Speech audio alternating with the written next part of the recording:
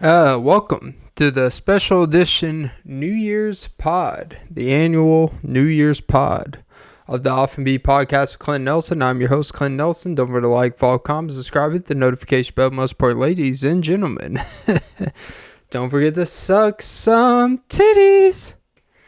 Yeah, recording this on December 31st, 2024, which means the world has not ended.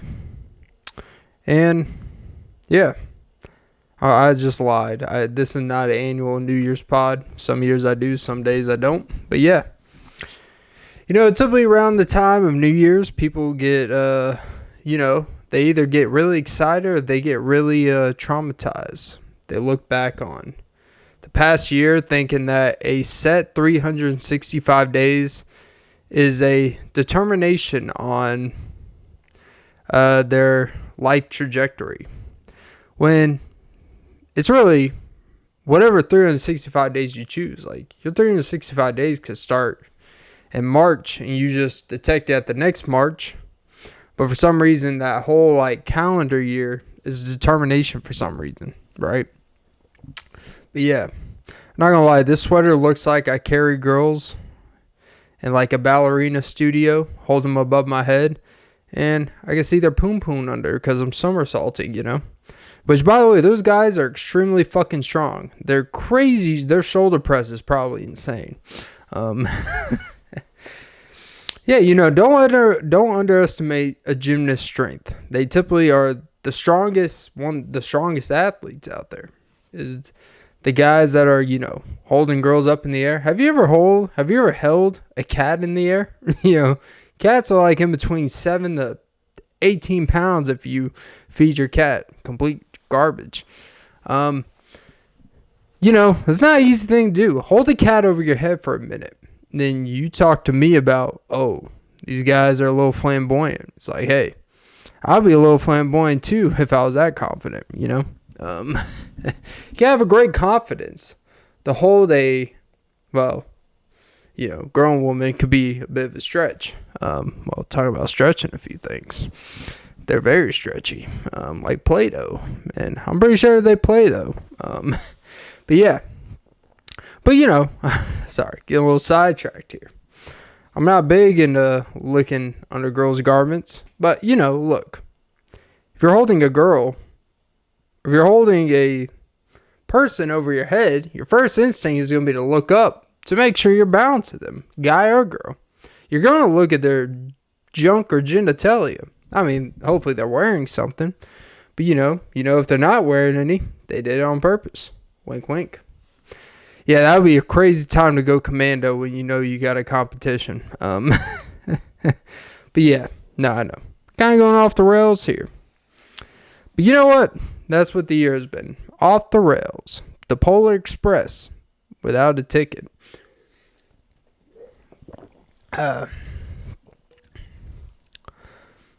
Yeah. I love, one thing I will say, it is important to, appreciate the world for what it is, appreciate what it offers you. One thing I will say, a recent thing, right, is I've been really obsessing the Epstein stuff, right? I'm not really into it because, this be where they say you're into Epstein. But I will say it's very fascinating to listen to ex-FBI agents or ex-CIA agents or people that have very good knowledge of the situation and really go more in depth than what the media is willing to uncover.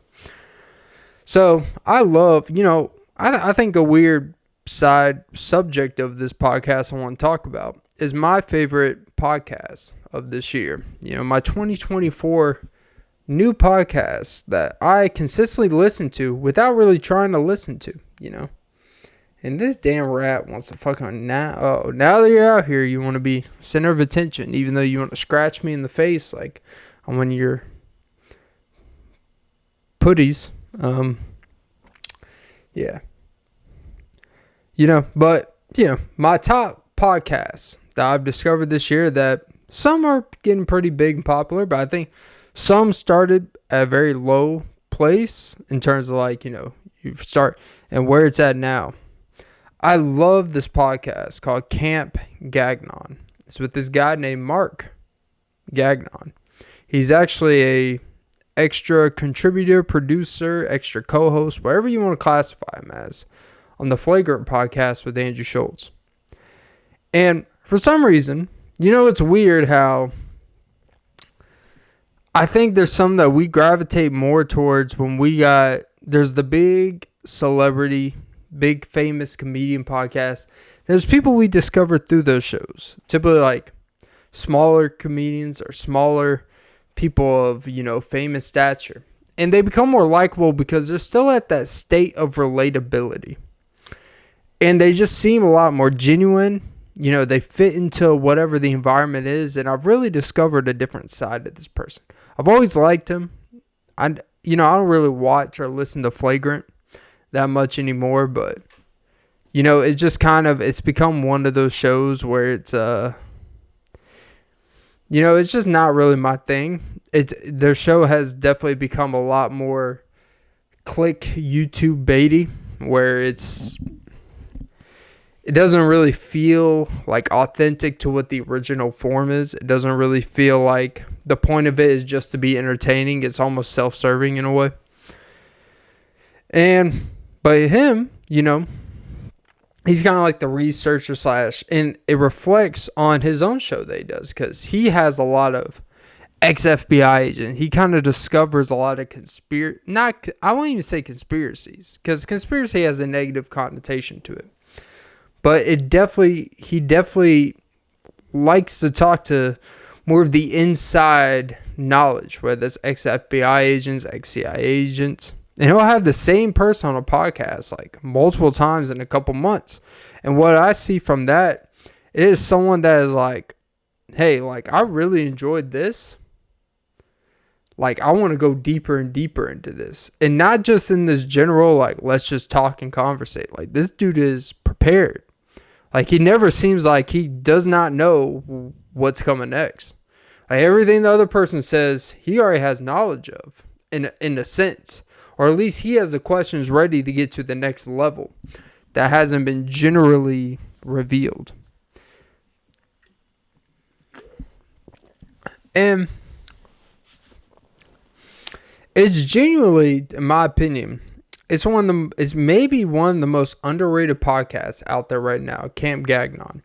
Not that someone with my subscribers or views amount is going to enhance their show, but I think it's important to bring awareness to shows that are really being underserved. They're being underserved because of the information that they are touching is very sensitive and is definitely being censored to a certain extent.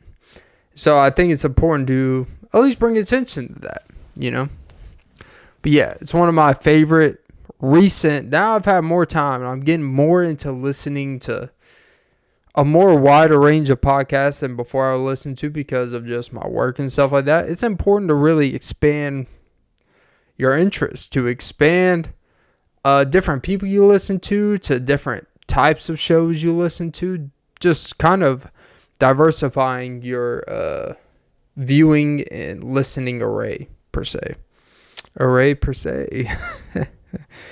Oh, it's going array, all right. Ain't no sunshine when she's gone. But yeah. Also, I would say another podcast that's maybe on the up and ups, but it's been a staple of my favorite. It's two shows, I will say. I'll admit, I haven't really listened to them a lot in recent memory because I've been trying to stray away out of my comfort. But there's two shows. There's We Might Be Drunk and Tuesdays with Stories. They both have a similar person named Mark Norman. And they both have different co-hosts in terms of Joe List and Samra. They're all like New York City comedians. They're both just like comedic. Tuesdays with Stories is literally just him and Joe List bantering back and forth with puns, telling stories. You get very lost into it. It's very funny, whatever. You have to really dig the banter to really enjoy the show. We Might Be Drunk is a lot more interview based. They'll have guests on most of the time. The whole base of the show is they're drinking with it, so they have a staple drink they have with it with each episode. And it's kind of just, it's a very loosely based, like, hey, let's pull up some stuff, react to it, or whatever. But those are one of the more, Tuesdays with Story. One thing that I love about it, it's been a show for the past 8 to 9 years, I believe. So they really have had a natural, organic audience with it. We Might Be Drunk is a lot more definitely commercially based. It's a lot more, we made this show because we both have a certain level, and this show can help enhance certain things. But at the very least, if you're just looking for some entertainment, passive, something that's just easy to listen in the background, you don't have to get too invested in the conversation, you laugh a little if you enjoy. I think those are one of the maybe New Year's shows you should tap into. And a lot of people, and it's kind of an admission of mine. I'll be honest, like the biggest podcast in the world, the Joe Rogan Experience, it's one of those shows that has, do I still listen to it? Sure. I think one thing that it's hard to ignore is that it doesn't feel as like in tune. Like it feels like Joe is not really in tune in the conversation and engagement in terms of intensity, right? Like it seems a lot more pre-layered of when he's talking to, whether it's politicians or just people that are out of his comfort zone, people that are not in his entertainment aspect. Except if it's people he knows, like Andrew Huberman, Lex Friedman, Elon. Like that's a lot more natural. Obviously, there's a close relationship there. There's a different type of respect. But people that the public doesn't know to a certain extent, there's definitely he doesn't really seem engaged. It definitely has become, it feels like the show has become more of a job than it is enjoyment. And it's obviously still a great job. He obviously enjoys it. You get that amount of money, you'll find ways to enjoy shit. All right. But it definitely doesn't feel like the Protect Our Parks episodes, where it's like every episode is just like them having a blast. It doesn't feel like the classic OG of a person he's debating could become the most trending thing, like the Steven Crowder situations or the Owen Benjamins, or the wild guests that almost a terrible guest that became embarrassments for the guests became show more for like, it brought popularity. It kind of brought like a contrast to shit. Like this interview it could go anywhere in a natural conversationalist way. And it definitely has kind of veered from that. And, even last year, I was a lot more like, it's still the same show. But it's hard to admit that, there's definitely phases where it goes through, these definitely don't seem just like, we're just here to, shoot the shit. We're just here to naturally see where it goes. There definitely does seem a preordained destination it goes to, and there's nothing wrong with that. It's still an entertaining, enjoying show. It's still great quality for the most part. It's still number 1, number 2, whatever technicality for a reason. But it is definitely not the 6 years ago live stream on YouTube, unedited, full version where it's like, it feels a lot more. It definitely does feel, maybe because of the deals, it definitely does feel a lot more preordained or in a box, right? So, I don't know. There's nothing wrong with the show, but, So also another underrated YouTube channel. Look at me promoting channels that doesn't need my promotion. I will say an underrated YouTube channel is a former producer of the big popular show Your Mom's House. Yes, that is a real show. It's a producer named Nadav. He kind of covers a lot of podcasting, but he also covers just a lot more of like the inside producer, the inside entertainment, all that stuff of what goes into producing a big popular podcast like that, like the extreme like seriousness, the extreme like this is a real profession. They're real hot. It's very cutthroat. Because what you notice with these professions that look fun from the outside, it attracts a lot of people. It attracts a lot of people and things that just like thinks it's a lot more laid back. It's creative and artistic. When in reality, it's very cutthroat because there's so many people that there's so many options you have for certain positions that the range of I would say the range of what's the word I'm looking for? I guess the range of incompetence is not there to be had when there's so many people that could do the job, right? Because it's going to attract so many people that will look at it from the most naive perspective. That's not all just about how good you think you could do it. I don't know. That's the best way. But anyways, the Very Nadav Show. It's a very underrated YouTube channel. I enjoy. I was a lot of weird different shit. Also, in terms of vlogging, I gotta say, I guess the show is just gonna be about shit I enjoy watching. So I'll probably it's basically like a list of shit that maybe you should try out in 2025. I enjoy, and I'll admit that I think I said this on the last episode. I enjoy, even though it's not my thing, I enjoy watching people eat food. And it's a weird thing. I don't enjoy the mukbangs. That shit is weird as fuck. I don't care about whatever the fuck ASMR means. I think that just means let's heighten up the sound and watch people chew on crab legs. Not really my thing. I don't care to watch your fingers be oily from all the butter. I don't give a shit. I don't care to watch like hot Cheetos being consumed in mass amounts or, 20,000 calories of Taco Bell. Even though I did just watch a guy consume 12,000 calories of weight gainer. Talk about a problem to have, that you have, there's two sides of the coin. You could be the person that it's impossible to gain weight, or the person where like, you eat bad for a couple of days, you gain 15 pounds. Like, and it feels like it. And it affects everything in your life, But yeah. So there's these channels I enjoy watching, like KarissaEats. Her voice turns off a lot of people. But either it turns you off or it turns you on. Not like that.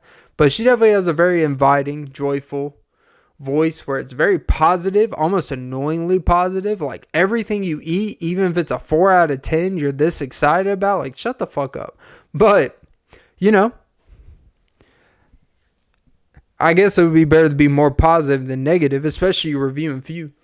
Now, here's a smaller channel I enjoy in terms of food review. It's this channel called this guy, a lot of these New York City shit, James Andrews. He goes to a lot of fine dining restaurants. And it's a very laid back, just kind of, he gives you a little like a minute or two presentation where he's going, kind of his thought process and all this stuff, like what his expectation is, his excitement, his preparation, a little background of the restaurant, when it was open. He goes to the restaurant, has his camera set up. It's simply a fine dining. Sometimes it's a lot more, remedial, like Korean barbecue places or, just unique places that isn't fine dining. But it's definitely a lot of tasting menus, which, by the way, tasting menus, the fact that people pay $180, $200 to get samples of shit is one of the craziest things to me, And I get it. That's poor people talk, But, I think there is a value base of like, come on. I'm going to go to a restaurant. And he'll admit, like, sometimes he'll go to these fine dining tasting menu restaurants where he spent hundreds of dollars getting 5 or 6 courses, quote unquote. And the courses are like a portion of a portion within a portion of the actual what the course would be. It'll be like 2 pieces of stuffed ravioli, but it's got some unique tomato basil sauce. Like, eat my dick. But whatever.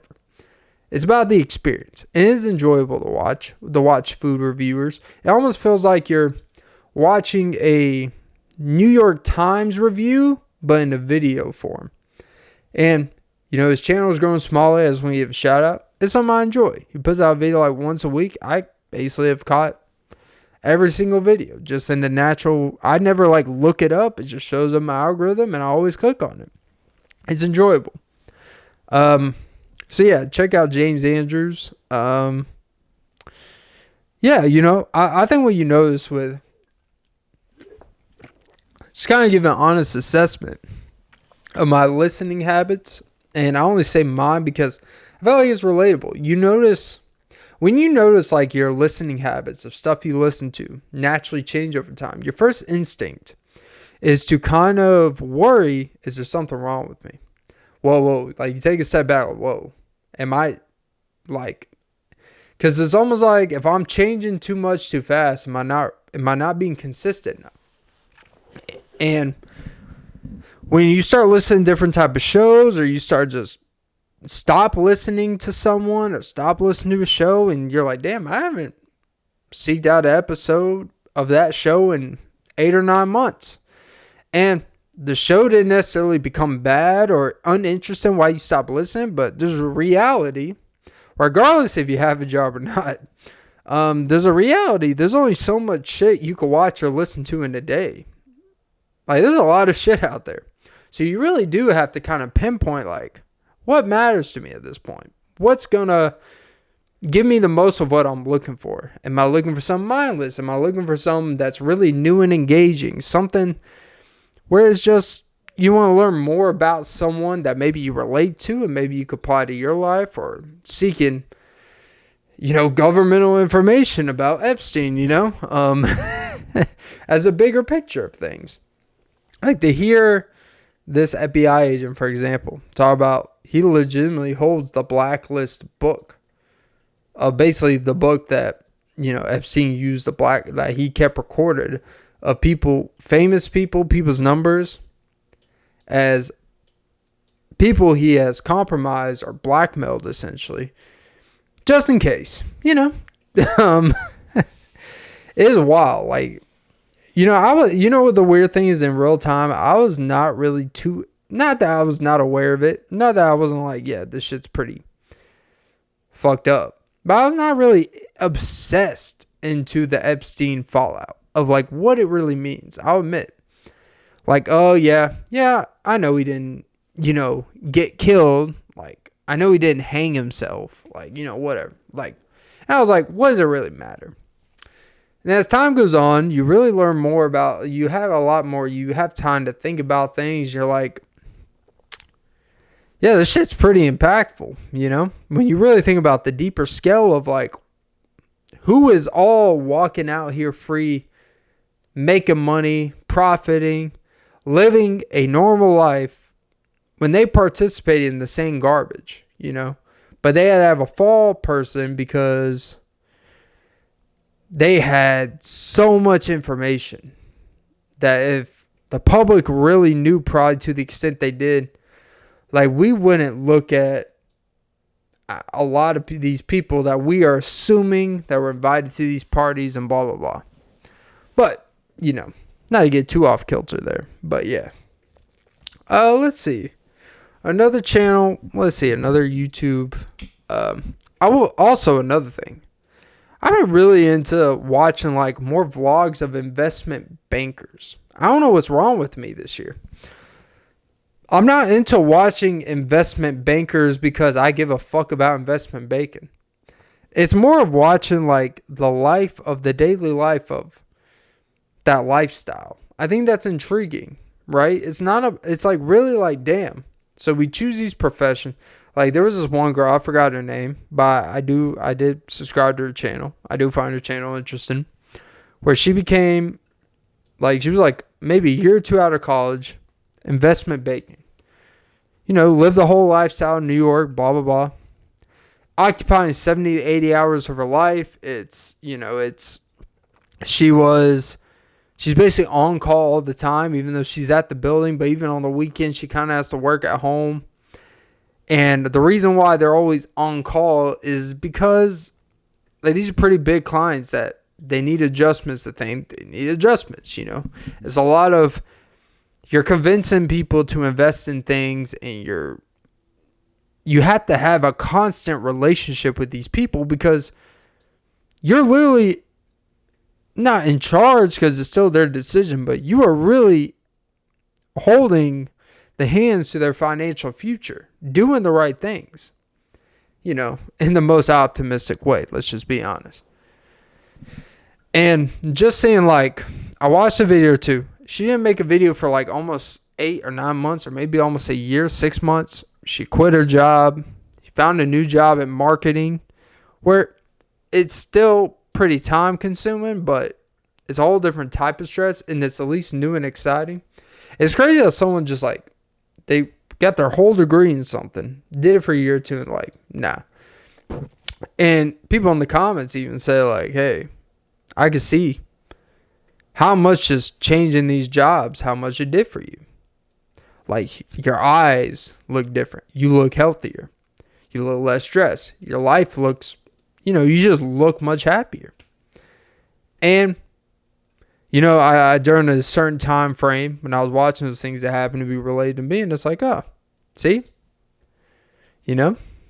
It's crazy out here. So, yeah. Even though at least they got breaks when they were at their job. Sorry, I had to take a subtle shot somewhere. Still running 30. Even though I'm not working, I'm running 30. If you know, you know. But yeah, you know, it's just, yeah, let me think of some other channels. Mr. Ballen, which, I mean, look, it's one of the biggest channels on YouTube. It has almost like 10 million subscribers. But I'm not really into, like, listening to long stories like that. I'm really not. But I don't know. He has a captivating way of it's simplistic. You know, it's just him talking.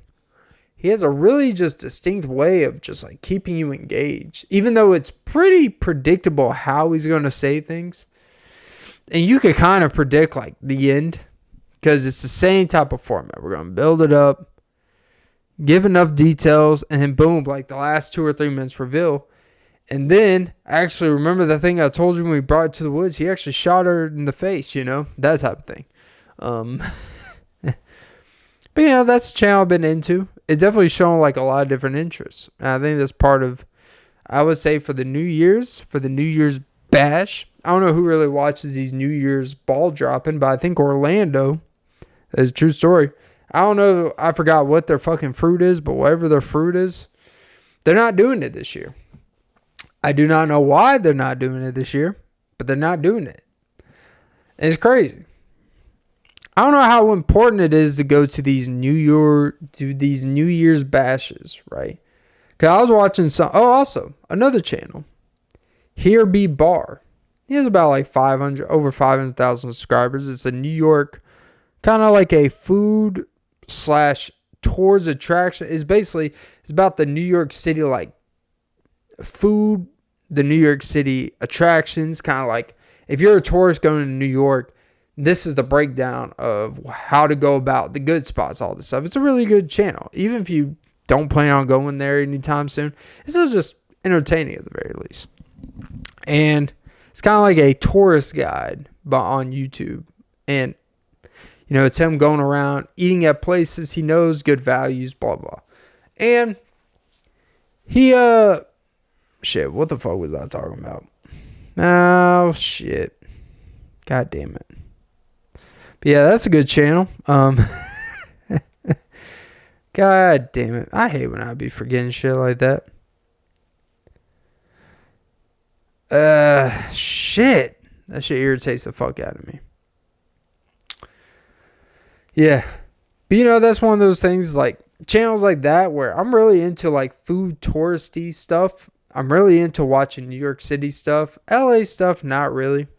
I'll be honest with you. I've been watching, I think it says on the episode before, the guy who, like, pro people live in America, but they're like passport bros.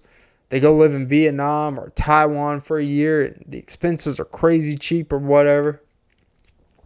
I enjoy watching this stuff because, you know, it would be interesting, but I think the hassle of everything involving going there, the learning the language is what would hold the typical person back. And that is the thing, because you don't want to just go somewhere and it feels so at loss where you can't even communicate how to get around.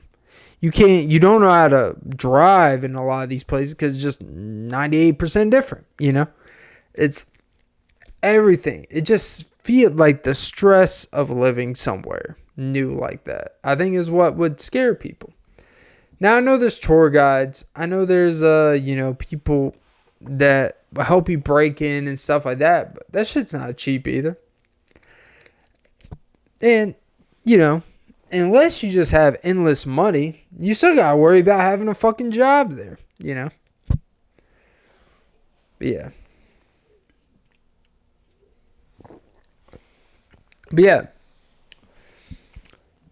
It's weird because,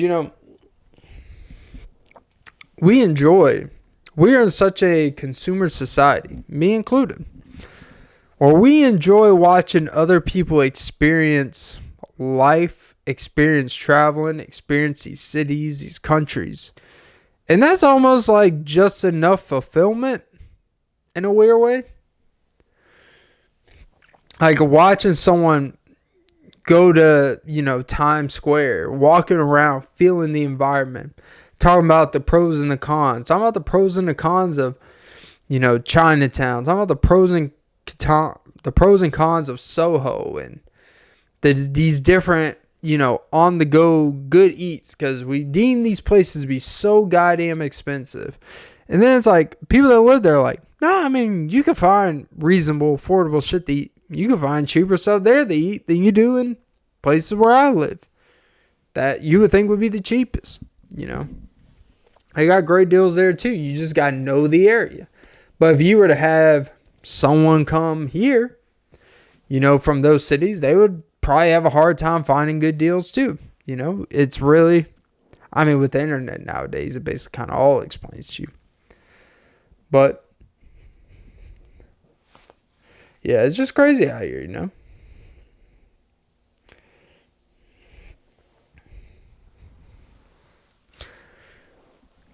Yeah, I did think about this, right? So, call her daddy. I didn't even know. I don't even keep up with these deals anymore. This is how, out of the loop I've been. I feel like I've lived in an island for 8 months and I've come back to civilization and found out that Call Her Daddy is a $125 million deal with Sirius, which is insane. I don't know if it was 125, but it was some crazy ass number. But it was some craziness. She signed another deal with Sirius. It's damn, it's already been 3 years. But it's pretty insane to think about.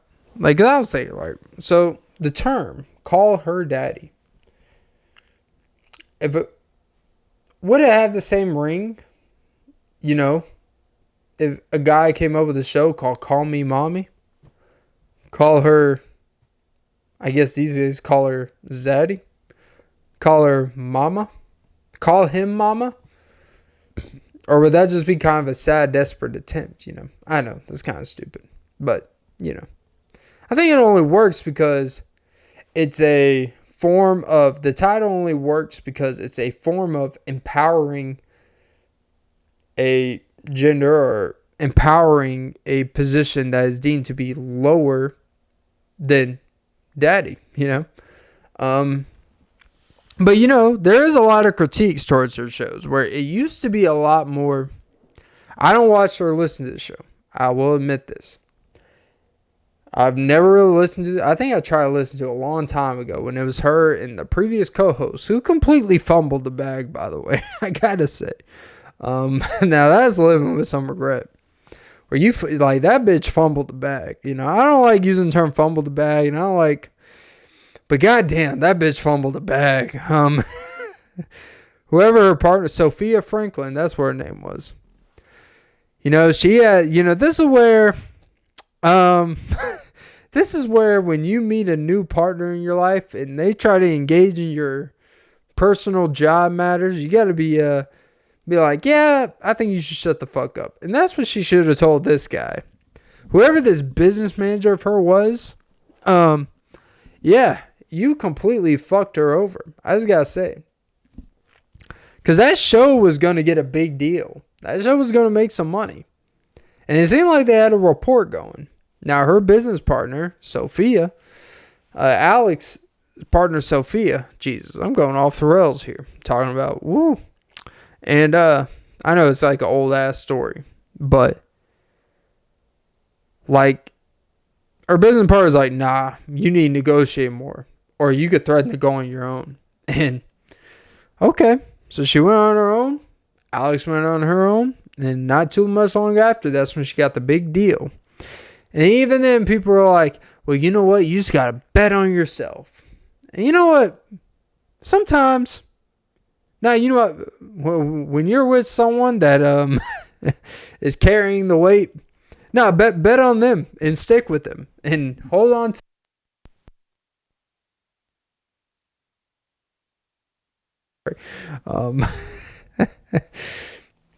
Yeah, that's where the whole bet on yourself culture kind of has fucked a lot of people over. People always think that going independent, they going the long, hard yellow brick road is what's going to get you the most money at the end, or the most rewards. And she found out real quick, like, nope, it's going to completely fuck your life. It's going to completely make you fuck some shit up. Now, you know what? Maybe she's doing great for herself, you know. But she's not doing two deals with Spotify and Sirius XM good. I can tell you that. But one thing that people have critiques of is, like, you know, when the show first started, it was all about, you know, because they were single women, especially Alex. She was a single woman, you know, so living in the city and stuff, and kind of her experiences dating and shit like that. So basically, if you went on a date with her, you're going to become content. And over time, you know, she has these famous stories where the podcast got big. But now that she's married, you know, or she's engaged, getting married, she has a soulmate, the love of her life. The show has naturally changed to a more mature, to a more, it's not all about just, you know, fucking and sucking dick of a guy she was with last weekend. You know, it's a lot more interview based, a lot more in-depth personal about, you know, finding yourself and, you know, maybe your experience sexually and how that made you the person you are today. But it's not really, you know, it's a lot more of a podcaster interviewing people and letting the conversation naturally go where she wants to. It's not really this sexually based show anymore. And a lot of people are like, well, you know, there's a natural evolution of people where shows change over time. And there's some people like, well, if this isn't going to be the show that I subscribe to, then they should just make another show and make it that focus. It's like, or you could just unsubscribe to the show. And yeah, there's plenty of sex shows out there. I promise you, they're out there. But yeah, but you know, it just goes to show that stop betting on yourself. You know, here's the moral lessons of 2024. Do not bet on yourself. I guess I'd say 2025. Do not bet on yourself. If you were thinking about betting on yourself, absolutely do not do it, because you will end like Sophia. Not to shame her, but you know, I'm just saying. This is what happens when you get too many people in your ear. When you're the one doing the shit, and then there's other people telling you what you should or shouldn't do. Stop giving me advice. Which, by the way, Jack Harlow dropped a random video called Tranquility, where it's just a very loosely based beat where he just flows on it. It sounds nice. Sounds cool. And then some reflection of, like, you know, I did some songs that had hard verses but no substance, and songs with no longevity, but this upcoming thing is going to be a hit. And you know what? The next single is probably going to be like a Lovin' on Me. You know.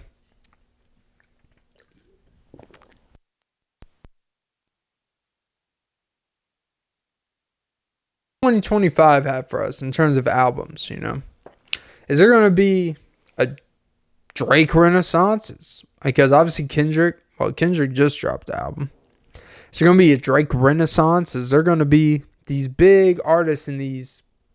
I mean, Morgan Wallen just dropped a song named Smile, which, I don't know. The song's kind of weird. I'm not going to lie to you. It's kind of boring. But you know what? It's heartwarming, I guess. But I wonder what's coming up this year.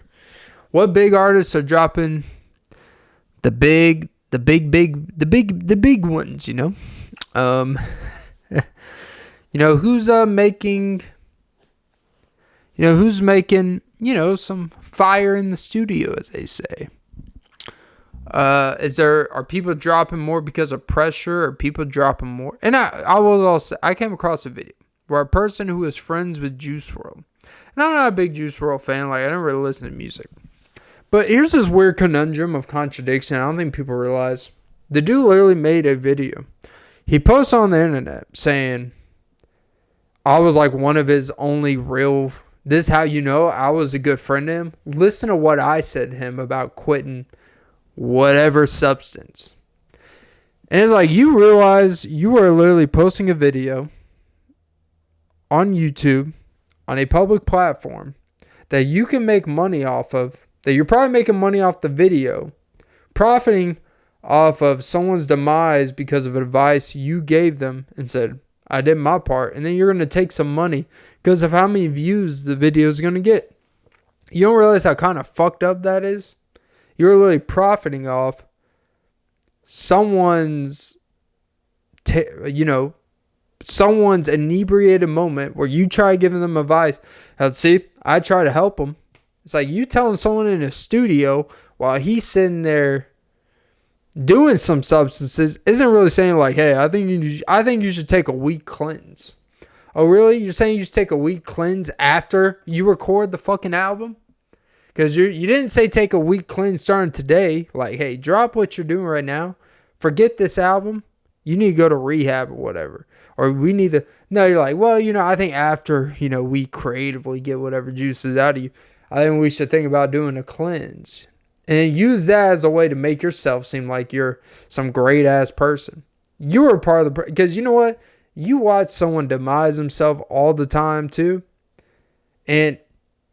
all you didn't necessarily... And look, you can't really stop someone from being self-destructive or doing things that are going to harm them.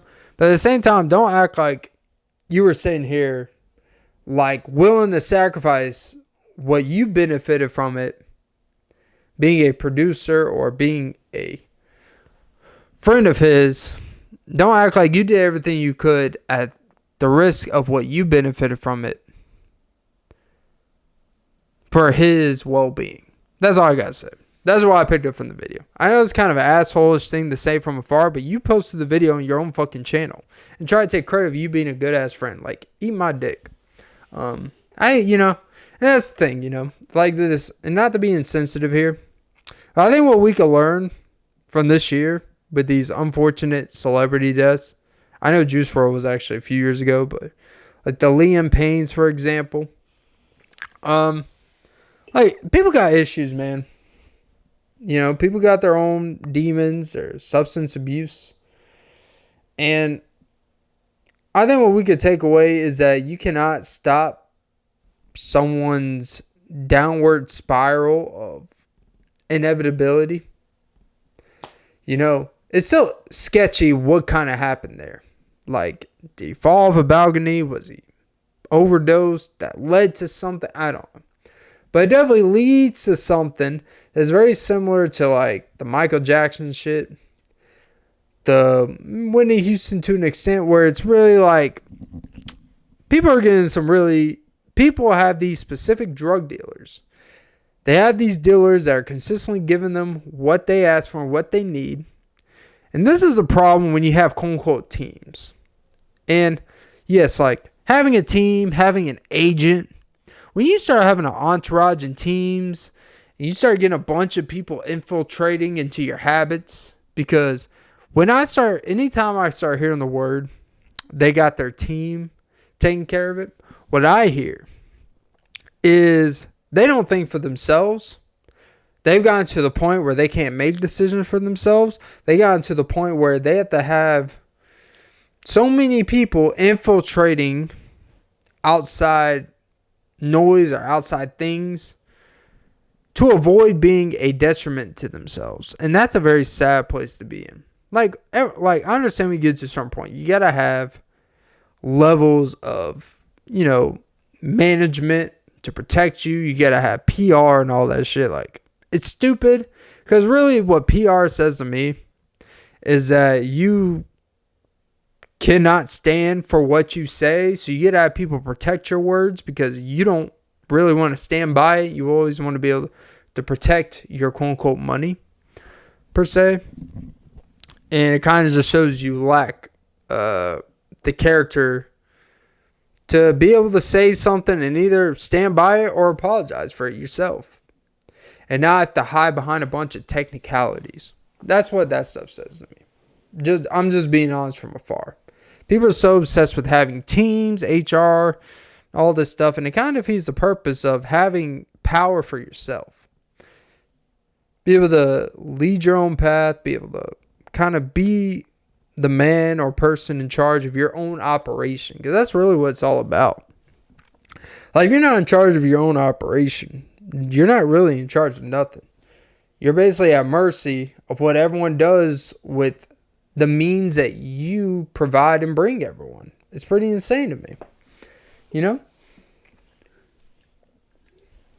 I guess it's crazy to me when you hear these stories about having managers or people making your schedule minute by day.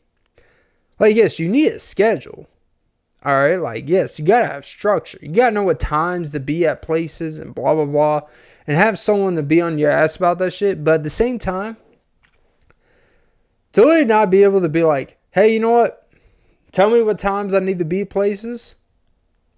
And I'll decide when I wake up.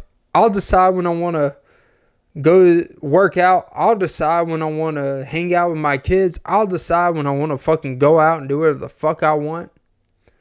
But it's crazy that these people have, like, people that won't let them leave that. People that won't let them go to places. People that won't let them, because they're so worried about protecting a fucking image. Like, your image is you. What you put out there. But you know what? That's why I'm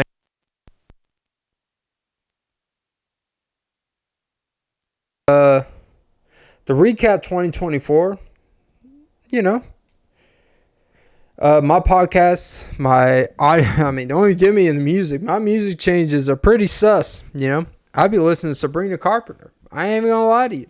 Got some catchy shit. You know, I was very, not anti it, but you know, I was very like, alright, this just sounds like some standard ass, and I gotta say, she's got some interesting lyrics to her. That is not some traditional lyrics she's got going on. And I gotta give it to her when it comes to that. But yeah, no, my listening stuff is pretty similar but different. My podcasting shit has changed tremendously. So, and my YouTube preferences have changed a lot too. So, I would say if you naturally gauge in different interests, that's okay. Just be okay with letting your mind naturally gravitate. As long as you feel like you're doing things that naturally transition in those things, that's fine. So, yeah. I think I'll end the podcast there, you know. This was the New Year's 2024 edition of the Often Be Podcast with Clint Nelson. I'm your host, Clint Nelson. Don't forget to like, follow, comment, subscribe, hit the notification bell. Most support, ladies and gentlemen. Don't forget to suck some titties. And that was episode 315, by the way. I don't know if I said that. But yeah, I gotta pee. So have a great day, morning, night, evening. Meep, meep. Yeah. God damn, thunder thighs. When I came up, literally my belly just